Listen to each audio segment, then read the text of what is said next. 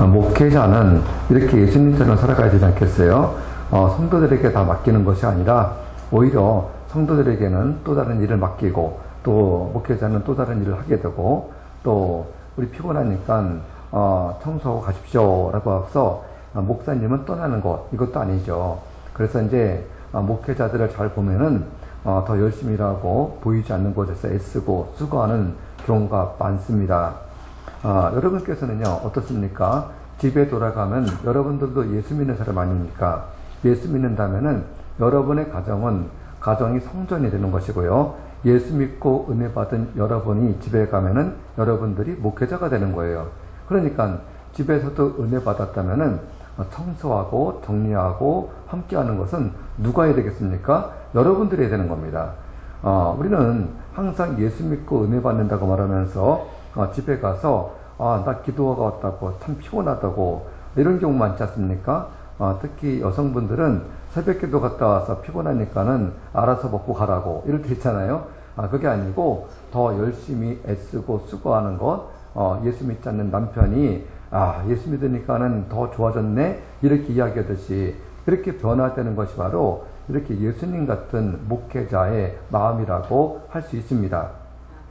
그렇게 왕다움을 세움받지 않았던 예수님께서는 스스로 이제 보내고 나서 23절 보니까 무리를 보내신 후에 어디로 가십니까? 기도하러 산에 올라갔다고 말씀하십니다. 그리고 혼자 계셨다라고 말씀하시죠.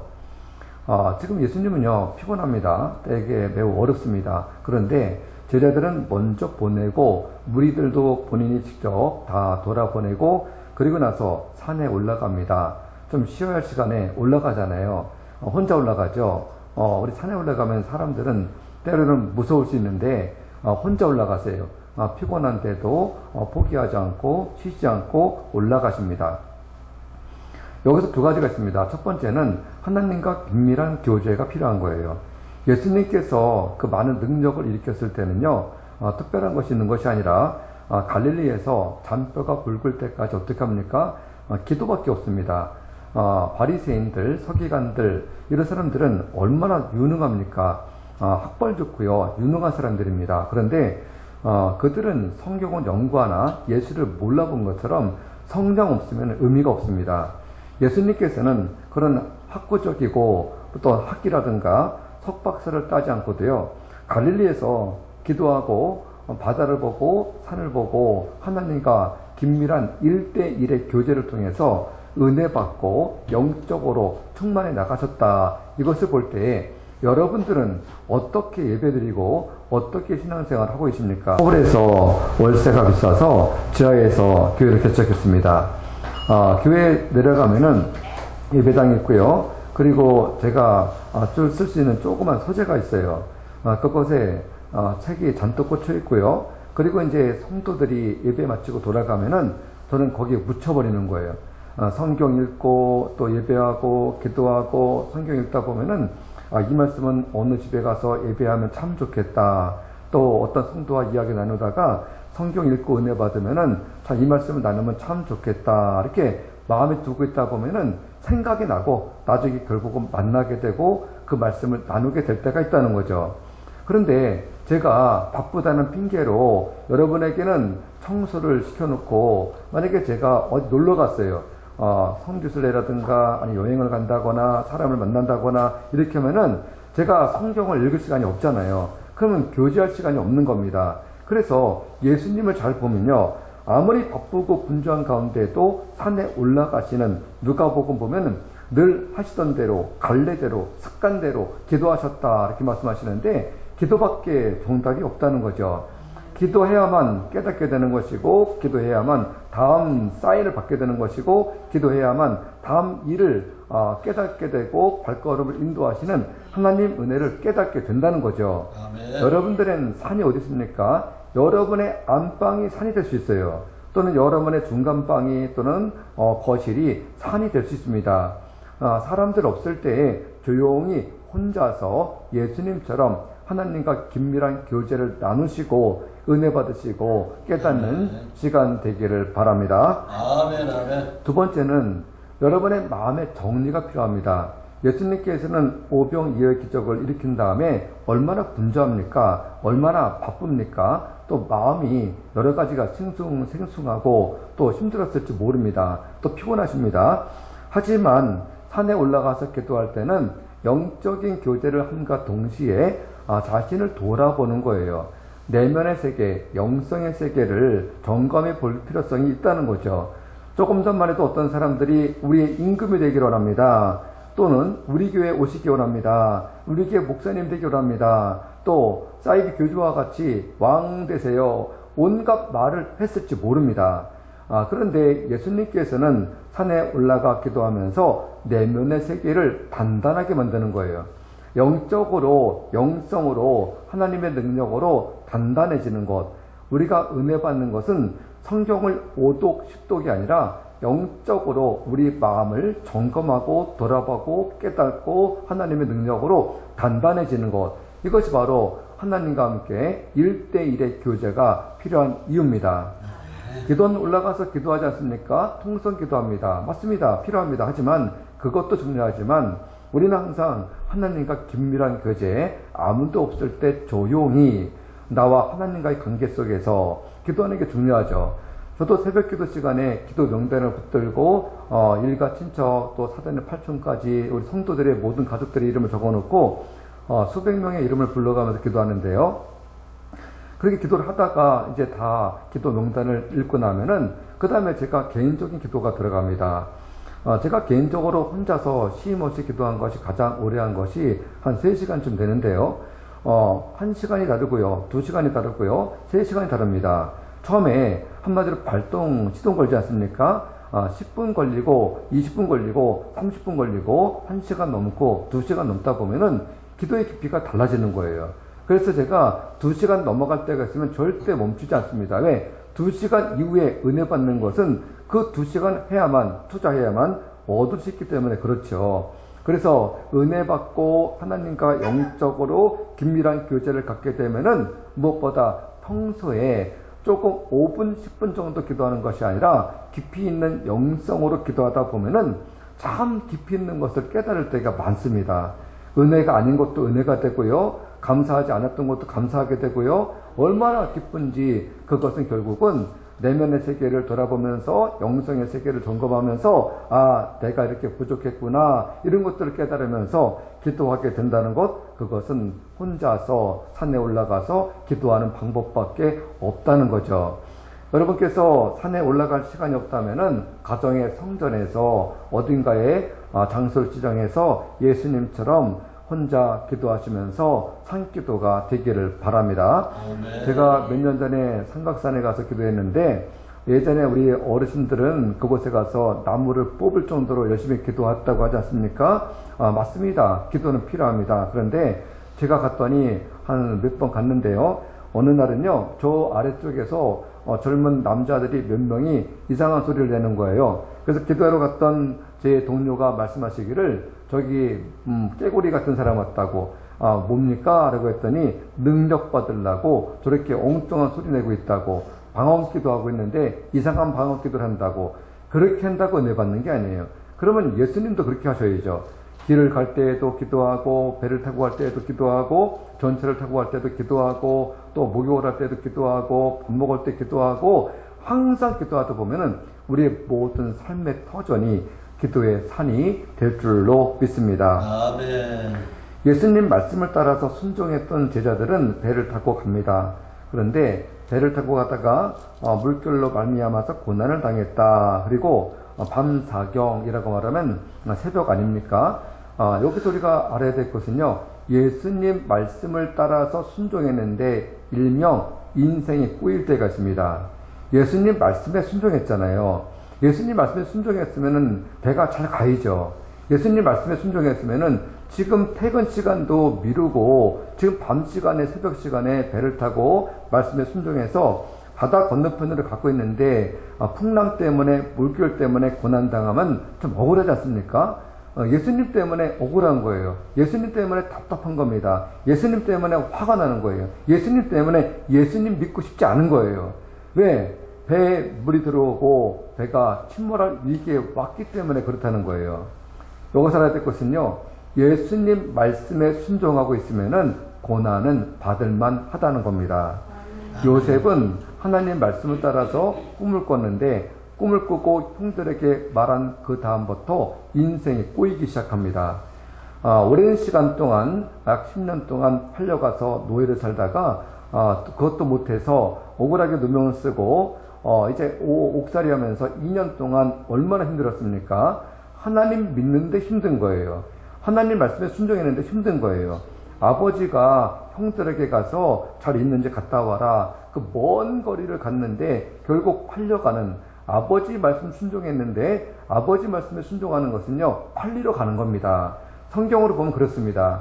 우리가 예수님 말씀을 따라가다 보는데 이상하게 복되지 않고 은혜가 넘치지 않고 힘들 때가 있다는 거죠. 하지만 예수님 말씀을 따라가다 보면 그 고난이 변하게 되고 은혜로 바뀌게 된다는 것을 나중에 알게 될 것인데 사람들이 너무 쉽게 포기한다는 거예요. 저는 직장 생활했었거든요. 직장 생활하다가 공부를 하니까 약 10년 동안을 공부를 했는데요. 공부하니까는 등록금 저런 이런 문제 때문에 아무래도 대출이 늘어나죠. 어렵지 않습니까? 제 아내가 말합니다. 그냥 대학 나오고 그냥 신학대학원만 나오면 되는데 이상하게 하나님 인도하시면서 사회복지 석사과정을 한 번 더 했습니다. 그러니까 마음은 급하고요. 돈은 돈대로 나가고 마이너스가 되고 힘들어지는 거예요. 그러니까 와이프가 말하기를 너무 힘들다고, 좀 돈 때문에 어렵다고, 제가 그때 한 말이 딱 이 말입니다. 내가 하나님의 종이 되기 위해서 결단을 내리고 순종하고 공부하고 있는데 그로 인해서 어려움이 온 것은 하나님이 책임져 주실 것이다. 내가 그것 때문에 포기할 수는 없다. 내가 포기하고 돈 벌면은 나름대로 물질의 은혜는 받을지 몰라도 내가 갈 길이 잠시 중단되는 것이기 때문에 나는 망하면 망했지 중단할 수 없다. 나는 휴학할 수 없는 것이고 나는 갈 길을 간다. 그래서 제 아내에게 조금만 더 참자. 조금만 더 참고 가보자 라고 했는데 지금 이때까지 제가 멀쩡하게 잘 살아 있습니다. 두 아들, 지금 큰아들은 26이고 둘째는 21살인데요. 다 대학 들어가서 잘 다니고 있어요. 제가 개척했을 때 둘째가 초등학생이었고요. 첫째가 이제 중학교 3학년이었습니다. 하나님께 이런 기도했어요. 하나님, 저 좀 살려주세요. 고등학교 등록금 낼 돈 없을 것 같습니다. 제가 등록금 낼 수 있을까요? 우유값 내야 되고 또 식비 내야 되고 그 아이들을 어떻게 키웁니까? 제가 그래서 이런 기도했습니다. 하나님, 두 아이들 고등학교 졸업할 때까지만 살 수 있게 해주세요. 이런 기도까지 했습니다. 그런데 지금 보너스 인생 살고 있습니다. 고등학교 다 졸업하고요. 다 대학 들어갔어요. 하나님 은혜는 그렇게 고난이 왔을 때 내가 고난받고 있을 때 말씀에 순종하고 있는가 그렇지 않은가는 매우 차이점이 있습니다. 내가 고집부려서 오는 고난은 마땅한 거예요. 마땅하게 고난받는 겁니다. 둘째 아들이 아버지의 상속을 받고 멀리 가서 자기 마음대로 돈을 쓰다가 결국 어려워지는 고난, 그것은 내가 선택한 겁니다. 그래서 깨닫고 아버지에게 오면 은혜 받지만 중요한 것은 그 고난은 깨닫기 위한 고난일 뿐이고 내가 잘못한 거예요. 그런데 하나님 은혜를 따라서 말씀에 순종했는데 고난이 왔으니까 다르게 받으십시오. 그럼 하나님께서는 고난을 통해서 우리를 연단하신다는 거죠. 그 연단의 과정을 통해서 왜 그런 고난을 주셨는지 바로 예수님을 만나게 되고요. 예수님을 통해서 은혜 받게 되는 것, 제자들이 예수를 만나게 되지 않습니까? 그런 것처럼 고난은 때로는 우리에게 연단의 과정이 되고 힘들지만 더 유익하고 좋은 결과를 낳게 된다는 것이죠. 예배를 마치고 돌아갈 때 인생에 너무 고난이 온다. 그러면 기쁘게 받아들이십시오. 아멘. 하나님께서는 그 고난을 통해서 여러분에게 계획하신 것이 분명히 있을 줄로 믿습니다. 아멘. 예수님께서는 25절 보니까 밤 사경에 예수께서 바다 위로 걸어서 제자들에게 오시니 예수님께서 늦게 가셨거든요. 늦게 가셨는데 어떻게 갔을까? 배를 타고 간 것도 아닌데 그런데 배는 멀리 떠났죠. 성경에 보면요. 그들이 있는 위치를 보게 되면요. 바다 한가운데라고 설명이 되기도 합니다. 바다 한가운데 있었습니다. 매우 어렵잖아요. 그런데 예수님께서 나타났습니다. 시 공간을 초월하시는 예수님은 다 알고 계세요. 모세가 시내산에서 하나님과 교제할 때에 저기 산 아래에서 아론과 다른 백성들이 송아지를 만들면서 흥청거리고 축제 분위기로 이방신을 섬기고 있을 때 모세는 모르나 하나님은 알고 계셨습니다. 바다 가운데 제자들이 고난당하고 있는 것을 모르고 있는 것 같을까요? 아닙니다. 알고 있습니다. 예수님께서 보냈음에도 불구하고 순종했는데 그 바다 한가운데에서 고난당하고 있는 것을 주님은 알고 계시는 거예요. 아멘. 주님이 알고 계신다는 거죠. 아멘. 알고 계신 예수님께서는 바다 위로 걸어오십니다. 여기서 예수님이 오시니까 유령이다, 귀신이다 라고 말하면서 예수를 알아보지 못하지 않습니까? 여기서 우리가 깨달을 수 있는 것은요, 예수 믿는 사람은요, 말로만 믿지 마시고 늘 민감하게 반응하시고 은혜 가운데 대비하시기 바랍니다. 아멘. 언제 예수님이 오실지 모른다는 거예요. 아멘. 예수님은 눈으로 나타나 보이는 것은 아니지만 느끼게 되기도 하고, 심지어는 여러분들의 자녀, 손주들을 통해서도 깨닫게 하는 예수님의 사건을 만날 때도 있다는 거죠. 아멘. 마음이 힘들고 어려울 때 믿음 좋은 손주가 예수 믿으세요, 기도하면 된다고 했잖아요 할머니 라고 했다면 예수님이 말씀하시는 거예요. 네. 하나님께서 우리에게 말씀하실 때 깨닫지 못하고 바로 이 제자들처럼 걸어오는 예수님의 모습을 보고 귀신이다 라고 말했다고 했잖아요. 바로 사도행전 보게 되면은 베드로가 옥에 갇혀 있을 때 온 교회 성도가 기도합니다. 그런데 하나님께서 베드로를 풀어주지 않습니까? 그래서 문을 두드립니다. 그런데 어린아이가 베드로가 왔습니다 라고 했더니 그 사람들이 말하기를 거짓말이야, 아니야, 끝끝내 아니라고 말하면서 천사일 거야 라고 말하면서 베드로가 들어오기 전까지는 인정하지 않는 것. 우리는 그럴 때가 없을까요? 우리도 그럴 때가 있겠죠. 예수님 우리 앞에 계시는데 모르고 있는 거예요. 예수님 우리 앞에 계시고 우리 함께 계시면은 때로는 찔리기도 하고 눈물이 나기도 하고 감사하기도 하고 책망받기도 하고 힘들기도 하고 또 기쁨이 넘치기도 하고 다양한 스타일로 우리에게 다가오시는데, 우리는 은혜만 생각하는데 책망도 받아야 되고요, 야단도 칠 때 받아야 되는 것이고, 또 어려울 때 고난도 받아야 되는 것이고, 그런 과정을 통해서 우리가 예수를 만나고 하나님께 감사하면서 살아가게 되는 것입니다. 아멘. 예수님 나타나셨을 때 놀라지 마십시오. 주님 오셨습니까? 주님을 내가 기다렸습니다. 주님을 반길 수 있는 여러분들 되기를 바랍니다. 아멘. 예수님께서 걸어가시니까 베드로가 말합니다. 나도 물 위에서 걷겠습니다 라고 말씀을 드리죠. 여러분들은 주님이 말씀하실 때 어떤 생각이 드시나요? 예수님께서 여러분에게 능력 일으키실 때에 어떤 생각이 들까요? 이 베드로가 참 이런 말을 참 자주 합니다. 능력이 일어났을 때 나도 그렇게 하고 있습니다 라고 말씀드릴 때 있잖아요. 제가 신학대학원 들어가기 직전인데요, 하나님께서 성경을 얼마나 많이 읽게 하시는지 아주 성경에 파묻혀 있었어요.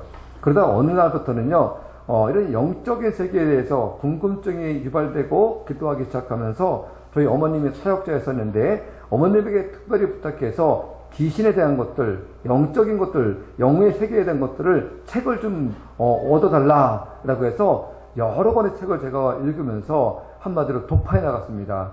그런데요, 예수 믿는데요, 그런 책 읽으면 무섭습니다. 무섭다는 게 뭘까요? 무서운 건 아니에요. 글자인데요. 나중에 깨닫는 게 뭔지 아십니까? 영의 세계를 못 알게 하려고 하는 사탄의 세력이 있다는 거죠. 무섭게 만드는 거예요. 읽지 못하게 만드는 겁니다. 때로는 성경도 여러분들 읽기 싫게 만드는 느낌이 있는데 그것도 사탄이 주는 마음이죠. 그런데 제가요, 그런 것들을 읽으면서 너무너무 무서운 거예요. 너무너무 무서운데 하나님께서 저를 자꾸 훈련시키면서 또 읽게 하시고 또 읽게 하시고 연구하게 하시고, 그러면서 나중에는 이런 말씀을 주시더라고요. 이제는 성경이야 이렇게 말씀하시면서 이제 신학대학원 들어가서는 이제 영의 세계에만 보는 것이 아니라 영의 세계에 대한 것을 말씀으로 무장해서 배우고 익히면서 연구하면서 내 것을 만들어야 되겠다, 이 말씀을 깨닫게 되었습니다. 그래서 신학대학원 들어가서는 거의 미친 듯이 성경 읽고 묵상하고 연구하고 가정을 쓰면서 눈물을 흘리고 가정을 쓰면서 감동받고 은혜받고, 내가 학교를 졸업하지 못한다 할지라도 너무 감사하다고 하나님께 기도할 때가 참 많았습니다. 그래서 어느 때요, 제가 궁금증이 유발됐는데 그 당시에 능력 일어나는 교회와 기도원이 참 많았어요.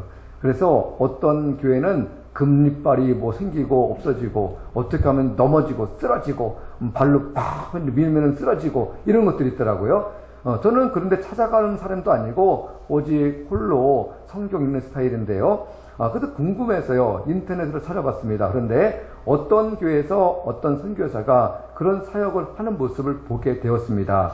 한 30분, 40분 정도 하는데요. 그 어린 심령들 또한 상한 심령들을 사랑하는 마음으로 아주 부드럽으면서 강하게 이렇게 하는 것을 보면서 한 20-30분을 보면서 제가 그 모습, 그 현장에 있는 것이 아닌데 다양한 생각들이 들어오는 거예요. 간절한 마음의 목회자 앞에 서 있는 그 심령들을 보면서 너무너무 안타깝고 힘들어하는 그 영혼들을 보면서 그 힘들어하는 그 마음을 하나님께 맡기고 목회자에게 안수기도 받고 낫기를 바라는 그 안타까운 심령들의 마음이 저에게 느껴지기 시작하는 거예요. 눈물 나고요. 감사하더라고요. 저들의 심령을 어떻게 해야 될 것인가. 그런데 거기에서요. 저는 가 있는 곳이 아닌데 다른 차원으로 저에게 가르쳐주기 시작하는 거예요.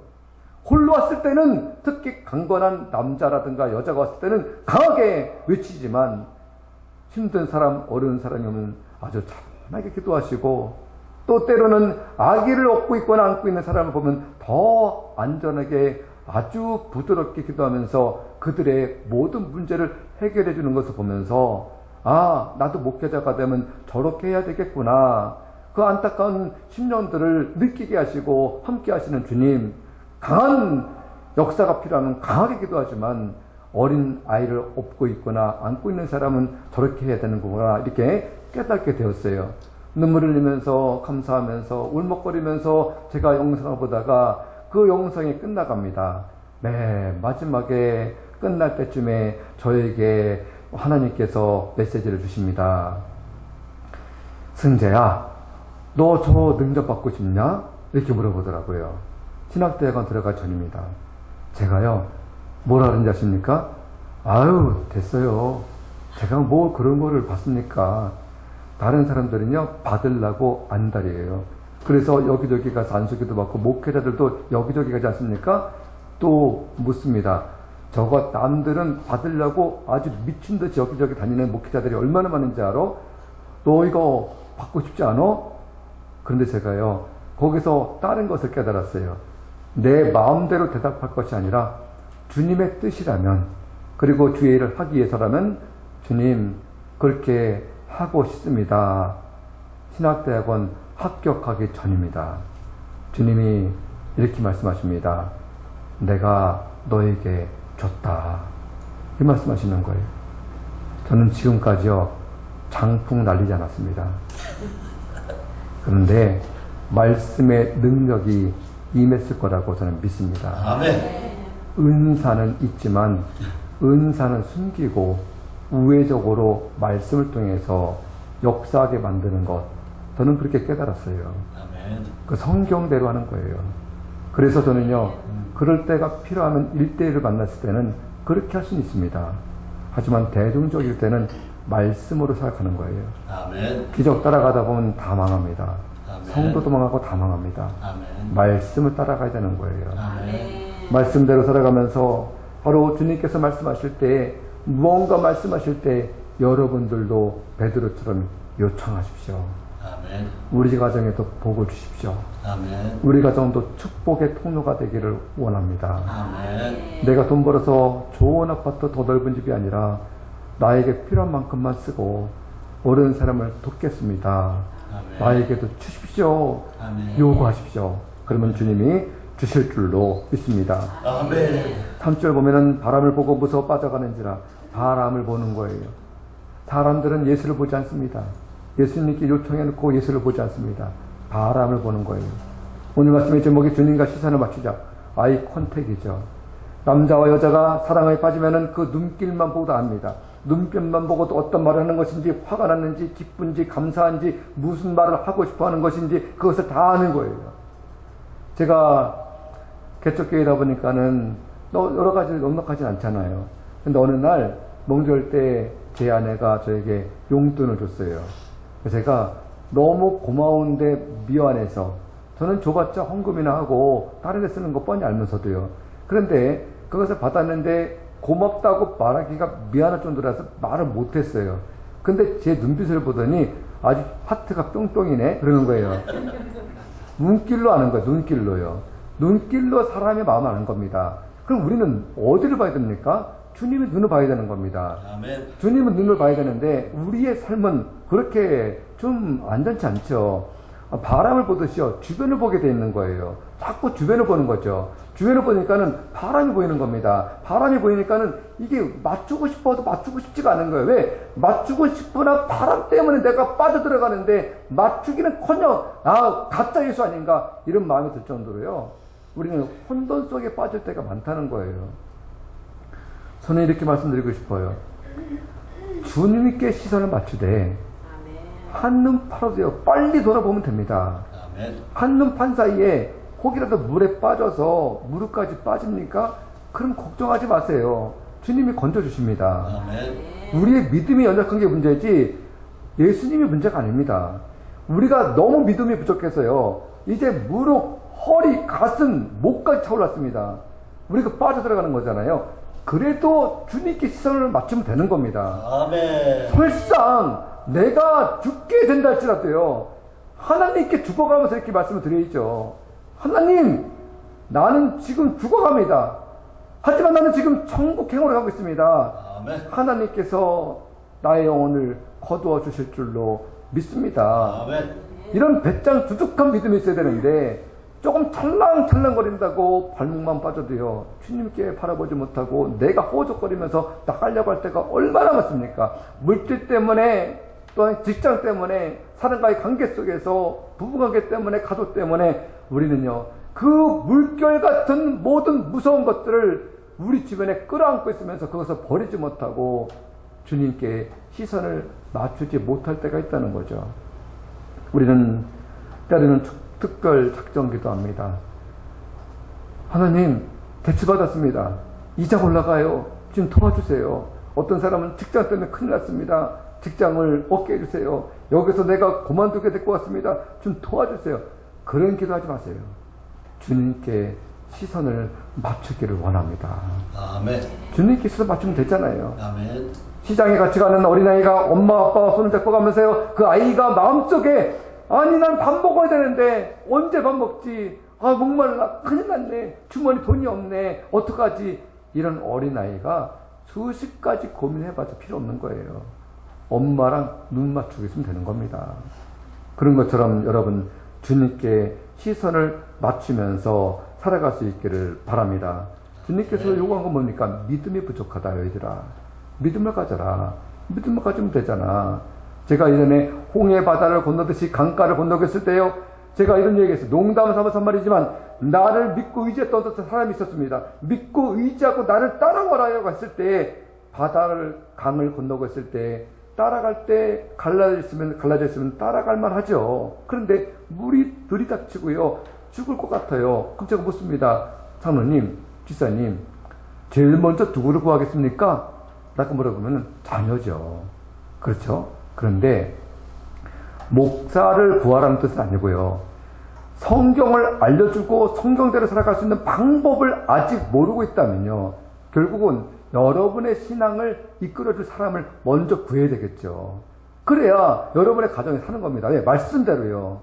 우선순위를 잃어버릴 때가 많습니다. 목회자뿐 아닙니다. 여러분의 가정도 마찬가지입니다. 여러분에게 가장 중요한 게 뭘까? 그것을 모를 때가 있는데 바로 그것은 믿음이 부족하기 때문이다. 바로 32절 보겠습니다. 예수님께서 이제 그 말씀을 하시고 뭐라고 말씀하십니까? 배에 올라갔다고 말씀하시죠. 배에 함께 오름에 바람이 그치는지라 배에 있는 사람들이 예수께서 이르되 진실로 하나님의 아들 이르소이다. 눈 맞추고 주님께 맡기니까 주님께서 배에 올라옵니다. 그러니까 배에 올라오자마자 모든 것들이 평정되고 바람도 멈춰지고 안정을 찾습니다. 마지막 말씀입니다. 주님을 여러분의 가정에 초청하십시오. 아멘. 모진 풍파 다 잔잔해집니다. 아멘. 우리가 몸이 아픕니까? 물론 병원 가야죠. 치료받아야죠. 하지만 여러분의 모든 마음에 심란하고 힘들었던 모든 것들은요 예수님을 영접할 때에 은혜 받게 되는 것입니다. 예수님께서 요한계시록 보면 문을 두드리면서 내가 문 밖에 서 있다. 나 좀 초청해라. 라고 말씀하실 때 사람들은 내가 먹고 살기 힘듭니다. 내가 돈 벌어야지 헌금 되잖아요. 난 큰일 났습니다. 사업이 어렵습니다. 이렇게 말하면서 예수를 초청하는 것은 미루입니다. 아니에요. 나의 있는 그들의 모습을 다 알고 계신 예수님. 배후에서 힘들게 고생하고 있는, 고난당하고 있는 제자들처럼 예수님은 다 알고 계시는 거예요. 그 어려운 가운데 예수님을 영접할 것인가 말 것인가, 이 교회가 어렵고 힘든 일이 온다 할지라도요, 인간의 방법으로 해결할 수 있는 방법은 있을지 몰라도 가장 좋은 방법은 예수님을 영접하는 거예요. 아멘. 예수님을 우리 양촌 비전교회 이 배에 태우면 되는 겁니다. 아멘. 예수님 우리 배에 타십시오. 아멘. 우리 가정의 배에 타십시오. 아멘. 우리와 함께하기를 원합니다. 아멘. 때로는 예수님께서 배꼽머리를 주무시는 것처럼 우리가 가정이, 교회가 어려움을 당하기 때문에 예수님께서 우리를 모르는 척한 것이 아닐까, 때로는 능력이 사라진 것은 아닐까 생각할지 몰라도요, 예수님 계시면 배가 뒤집어져도 괜찮은 거예요. 아멘. 왜? 주님이 함께하고 있으니까요. 우리가 어렵고 힘들 때마다 기도할 때 이 문제, 요 문제, 요 문제, 요 문제 다 적어놓고 기도하는 것도 중요하지만, 주님 우리 가정에 함께 하시기를 원합니다 라고 기도하면 주님께서 하나하나씩 해결할 수 있는 지혜를 주시는 예수님이 계신 것이죠. 저도 여기까지 오면서 제 마음의 성전에 예수님을 모시고 왔습니다. 예수님과 함께 살아가면 실수를 좀 덜 하죠. 안 할 수는 없으나 오늘 말씀을 잘 생각하면서 짧은 시간이지만 제가 묵상했던 것들 힌트를 줬으니 여러분들 가정에서 기도하시면서 또 한 주간 승리할 수 있기를 바랍니다.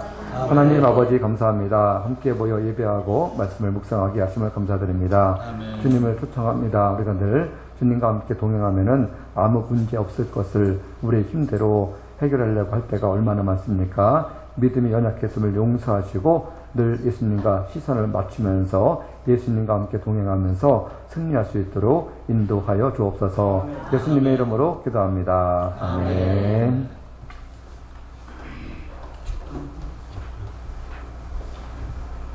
기도하겠습니다. 하나님 아버지 감사합니다. 함께 예배하면서 하나님께 영광 돌리게 하시고 또 은혜를 나누게 하심을 감사드립니다.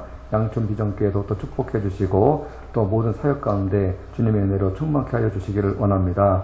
함께 모인 모든 신령들도 축복해 주시고 거룩한 산에서 기도했던 것처럼 가정의 산에서 또 교회의 산에서 기도하는 우리 모든 신령들 되게 하여 주옵소서. 아멘. 지금은 우리 주 예수 그리스도의 은혜와 하나님 아버지의 크신 사랑과 우리의 삶을 주관하시고 인도하시는 성령님의 교통하심이 늘 주님과 시선을 맞추기를 원하는 간절한 친령들, 이들이 속해 있는 가정, 직장, 삶의 터전 위에 또한 모든 나라와 민족 위에 영원토록 함께 하시기를 간절히 축원합니다. 아멘.